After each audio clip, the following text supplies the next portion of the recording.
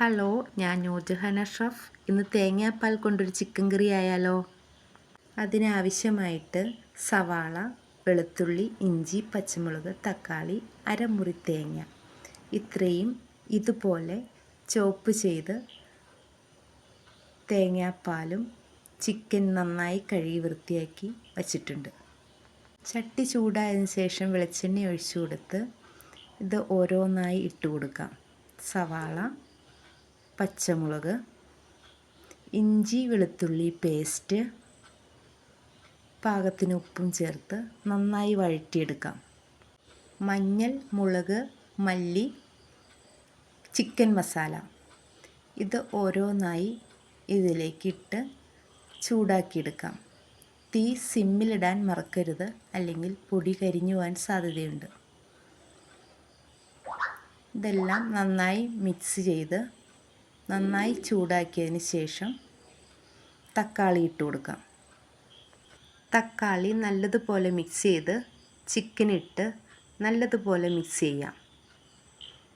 പാകത്തിന് ഉപ്പും ചേർത്ത് ചൂടുവെള്ളവും ഒഴിച്ച് മൂടി വെച്ച് വേവിക്കാം.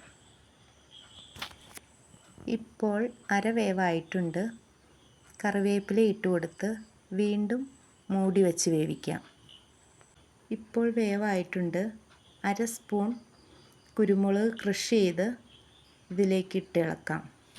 കൂടെ തേങ്ങാപ്പാലും ഒഴിച്ചു കൊടുക്കാം. ചെറുതീയിൽ ഇത്തിരി നേരം ഇങ്ങനെ ഇരിക്കുമ്പോഴേക്കും ഇതിനാവശ്യമായിട്ടുള്ള ഉള്ളി, കറിവേപ്പില, വറ്റൽമുളക് ഇത്രയും വെളിച്ചെണ്ണയിൽ താളിച്ചൊഴിക്കാം. തേങ്ങാപ്പാൽ കൊണ്ടുള്ള ചിക്കൻ കറി റെഡിയായിട്ടുണ്ട്.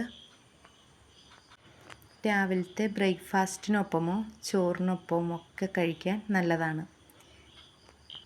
എനിക്കിന്ന് തേങ്ങാച്ചോറാണ്. തേങ്ങാപ്പാൽ കൊണ്ടുള്ള ചിക്കൻ കറിയും തേങ്ങാച്ചോറും. ഈ വീഡിയോ ഇഷ്ടമായെങ്കിൽ സബ്സ്ക്രൈബ് ചെയ്യാനും ഷെയർ ചെയ്ത് എന്നെ ഒന്ന് സപ്പോർട്ട് ചെയ്യാനും മറക്കരുത്. ഇതാണ് ഇന്നത്തെ സ്പെഷ്യൽ. അടുത്ത വീഡിയോയുമായി വരുന്നത് വരെ ടാറ്റാ.